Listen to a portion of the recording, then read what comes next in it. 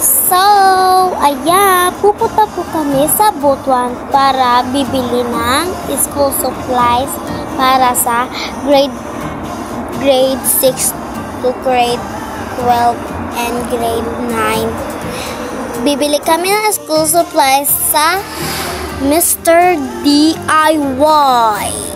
Yan. Bibili kami ng school supplies kasi hindi pa kami nakabili ng school supplies. Kaya pupunta kami. Pero bago dyan, pupunta muna kami sa kasi kami nadakpan. Kaya pumunta kami para mag-print kami. Pupunta kami sa baba para mag-print. Mag-print.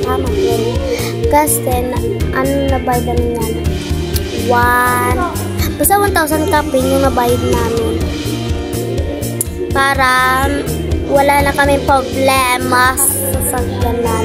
So, masaya si mama dyan. So, malapit na kasi makabayad.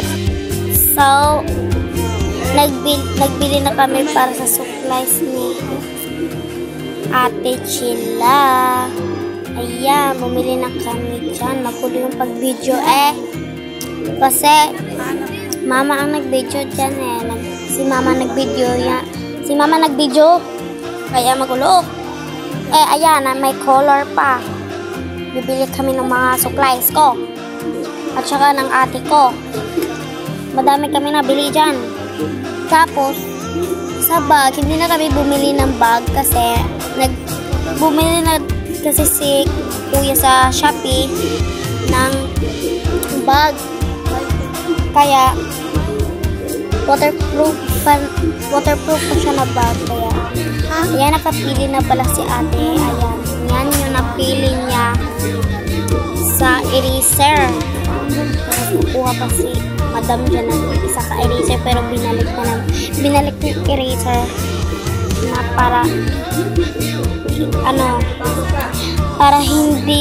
kasya yung budget.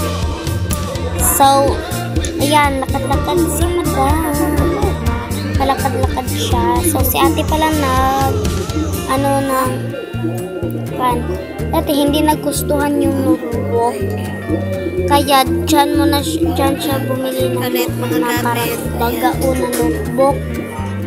Dyan sa bumili. Hindi ko alam kung anong store yan. Basta dyan siya bumili. So, ayan. Malapit na kasi kami umuwi dyan. Kaya,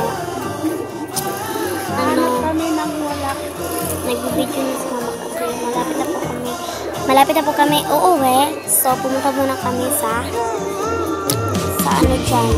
Pupunta po kami dyan sa grocery para bumili ng pang sarap sa naong ni ate. Ano ba yan? Basta, hindi ko alam. Basta, pupunta kami sa grocery. Bibili muna kami dyan ng bigas para meron kami. Oh, ayan. Kita pang dalawang ate ko. Sobrang sexy. So, ako ay ayan, bumili kami ng pan. Ayan, bumili ako ng donuts. Donut yung binili ko kasi masarap. So, dito na magtatapos ang video. Bye!